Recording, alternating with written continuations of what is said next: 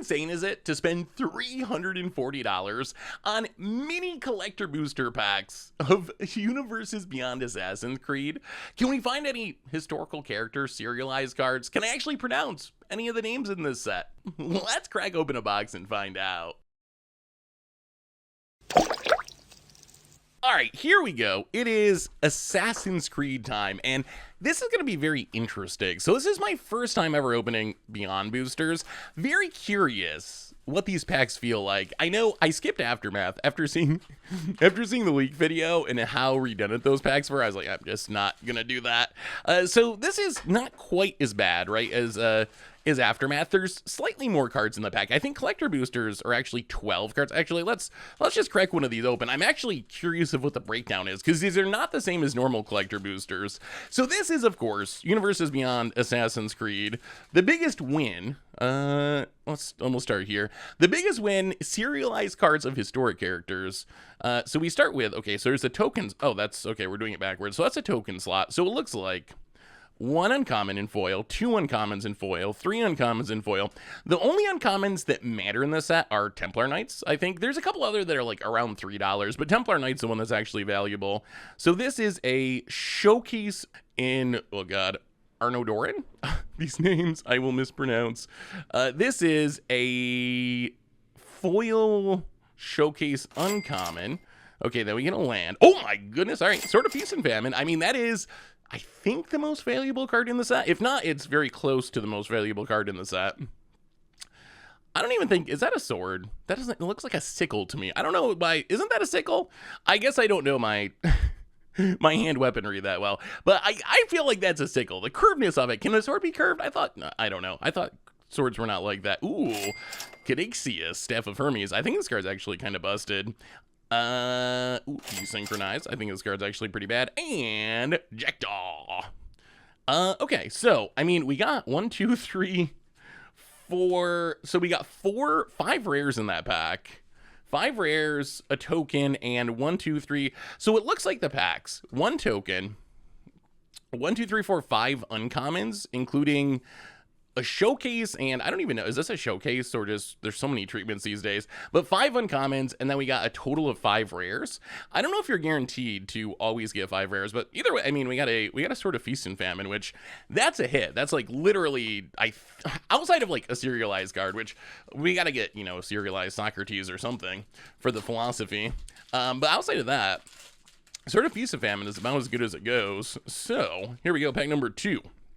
Ooh, Reconnaissance. This is one of those $3-ish uncommons. Oh god, I played against Alexios in Commander. This card is absurd.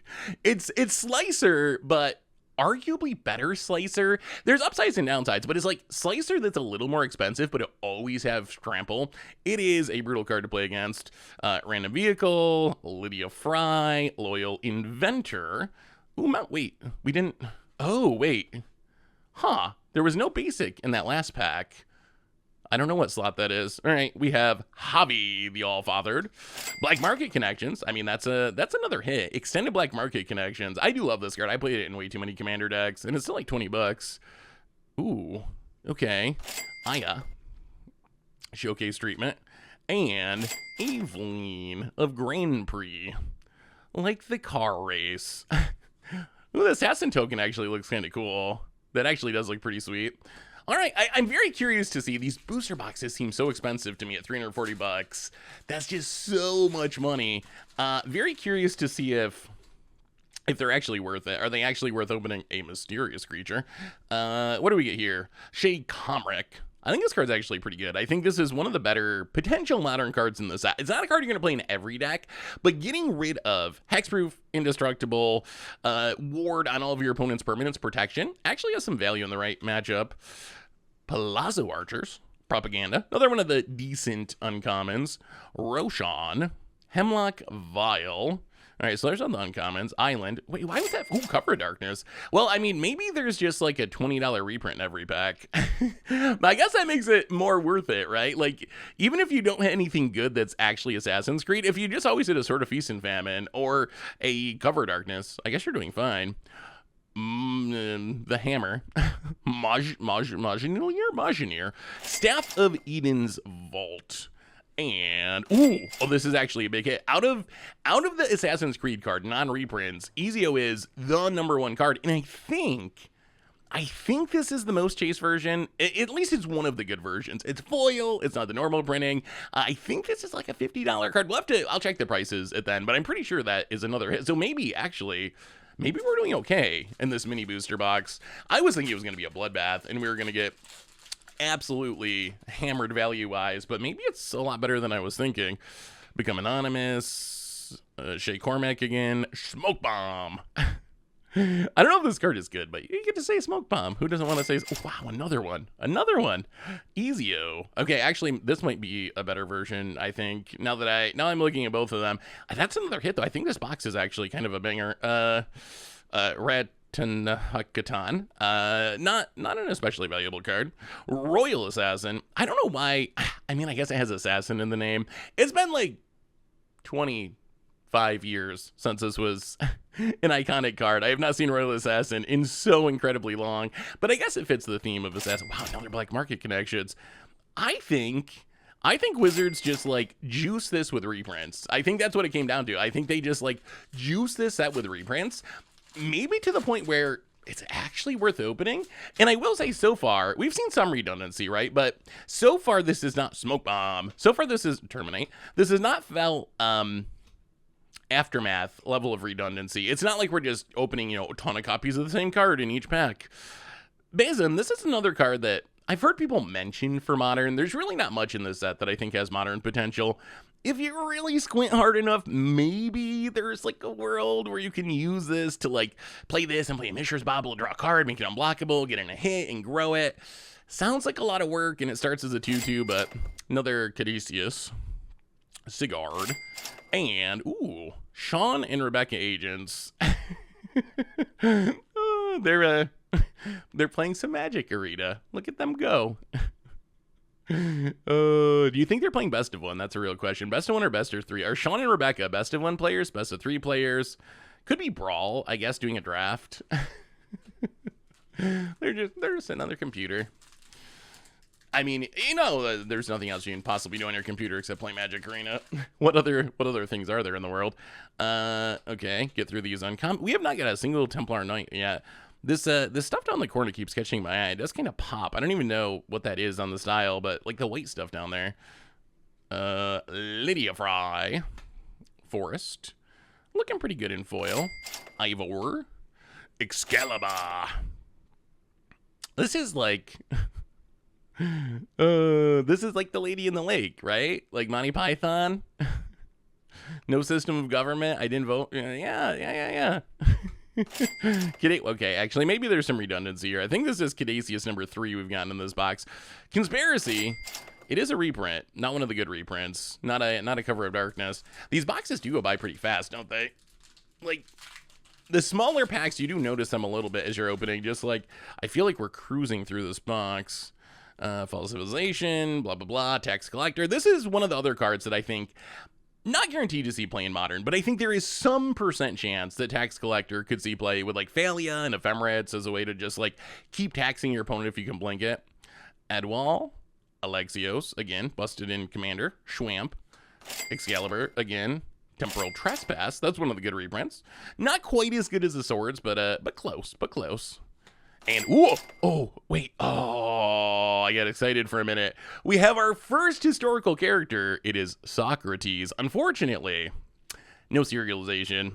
If this was serialized, I bet it's really expensive. Oh boy, that's a second. Okay, I will take this kind of redundancy. You can get me as many Swords of Feast and Famine as you want, Wadsy. Keep them coming. I will not complain, I promise. How do you feel about historic characters in Magic? I know it's not unprecedented that if you go back to the earliest days of Magic, like Legends kind of had a theme, Nebuchadnezzar, there's like Edison on a card, like weird stuff like that. But I don't know. Do you think, or Einstein, not Edison? Do you think it's good? Do you like having actual characters? I feel like it's kind of a odd slippery slope. Path, $3. Check John. Vehicle, Forest, Assassin's Trophy. You know that when they designed this set, you know they had an intern do a little gatherer search, or Watsy probably uses Scryfall too, I imagine, over gatherer these days. But you know someone did a little Scryfall search for Assassin to figure out what reprints they could put in the set. Desynchronized, Cover of Darkness. Okay, the redundancy, it's starting to stack up a little bit. Cover of Darkness, another hit. That's still like $20 or whatever. Okay, so we're getting in this box like 2-3 copies. I don't think we've gotten more than, oh, there's a Templar Knight. That's a hit. That's a hit. That's a hit as far as uncommons go. That is the hit, the only hit in the set. Wait, is it another Ezio? How many? Oh, this is like baby Ezio. Yeah, this card really should have been 1 mana. At 1 mana, I think this card could actually be interesting for Modern. Not good still, probably, but at least somewhat interesting. 2 mana, a little too much. Brotherhood Headquarters, Mountain, and Asbestos Entertainment. The Animus. Rest in Peace, another solid reprint. Another Emulsionar, the Stormhammer, and Assassin Token. Well, 3 packs to go. 3 packs to go. Can we get another Sword of Feast and Famine? I mean, the real win, of course, serialized. I want to serialize Socrates. I don't even care, actually. It can be any of the historic characters. I think Socrates is the one I find funniest, because he's just a philosopher. Plus, I like philosophy. A little free running with Penny Larceny. Fiery Island in foil. Reprinting the Horizon lands, always a good thing. Not going to complain about that. Conspiracy. Ooh, the Trampoline Triad. This card is actually way more busted. Way more busted than it looks. So I played this, so I think the video goes up next week. But we did an Assassin's Creed Commander Clash. It'll be going up on the Commander channel. I played the Trampoline Triad, and boy, this card can actually do some serious work if you build around it. Being able to make everything, and I don't know if I like emblems on non-planeswalkers, but being able to make all your stuff in 9/9 forever is kind of ridiculous. And Lila Hassan. All right, couple packs to go. Let's see what we can find. I want Sword of Feast and Famine number 3, or Serialize, either one. Those are the 2 options. Oh, Haystack. No, Hookblade. Not as cool. Coastal Piracy. This is another uncommon that's good enough to pull aside. I don't think it's like worth much. It might be like $2-3, but it's good enough that you might play it sometimes or be able to sell it or trade it. Overpowering Attack. Plains. Hytham Kenaway. Excalibur. Ezio de France. de Tour de France. Wait, Tour de France? That can't be right. Another one. This is our 3rd one, although this is the most valuable Assassin's Creed card in the set. So, serialize. Oh, Cleopatra. Historical character number 2, Cleopatra. Again, not serialized, but not bad. Not bad. Cleopatra is kind of cool, I guess. No Socrates, but good enough. All right, let's see here. What do we got? Brotherhood's Regalia, Towering Viewpoint, Shay Cormac, Plains, and Cassandra, and Jackdaw, and Jacob Fry, and Kenaway, and, well, that is that. All right. Well, so, interesting. That was an interesting box, I will say. I think the value is actually probably decent, but I'm going to calculate up these prices real quick, and I'll be right back with the wrap-up. All right, Future Seth here, and you can tell because Future Seth apparently has a cat. Yeah. Can you say hi, Cease? So here to wrap up this booster box, and I gotta say, that went way better than I would have expected. So technically, we ended up massively positive in value. If you actually add everything together, we paid $340 for a box, and it ended up plus $220 in value. But this comes with 2 pretty big asterisks. So first, it's still pre-sales, and we have seen time and time again that prices are just super inflated during pre-sales. Think of our Modern Horizons 3 opening, where we opened $2,000 worth of boxes, and it looked like we came out like plus $4,000 in value or something ridiculous. And at the time, those were the prices, but then once the set was open, those prices just dropped like a rock. So it ended up being that we kind of like broke even in the end or something, came out a little bit ahead even with those boxes, and I expect that's what's going to happen with this set as well. Like a lot of the cards that right now are priced at $10, $20, $50 are going to be $2, $5, $10 in a few weeks or in a few months. So keep that in mind. Even though we came out plus $220, in reality, by the time we actually can sell the cards, the price is going to come down quite a bit. The other asterisk is we just ran really hot. We talked before about how this is a small set. There's only 100 cards in the set, and I was a little worried after seeing Aftermath where there was just so much redundancy in packs, and we kind of experienced this, right? We opened 2 or 3 copies of quite a few cards in our box, which normally in a full set with 250, 300 cards, you're not going to do that very often. But it turns out that redundancy can actually work in your favor if you open the right cards over and over again.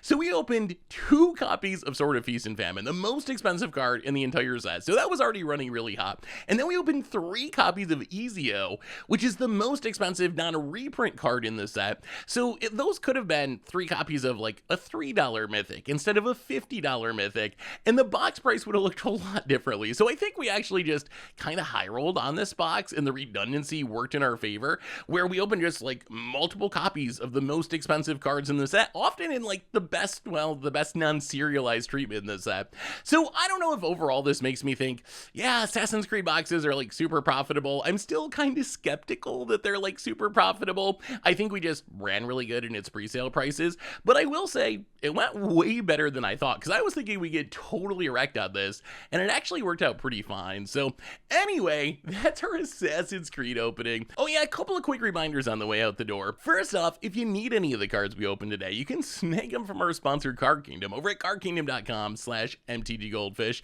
Second, if you need to sell any of your cards, like usual, head on over to cardconduit.com. They make it super quick and easy, so check them out if you're looking to move your cards. Anyway, everyone, that has been our Assassin's Creed opening. Thanks for watching, hope you enjoyed it, and I will talk to you soon. Looking for even more magic? Well, check out the video where we open some magic packs from the dollar store, or maybe our massive $2,000 Modern Horizons 3 opening.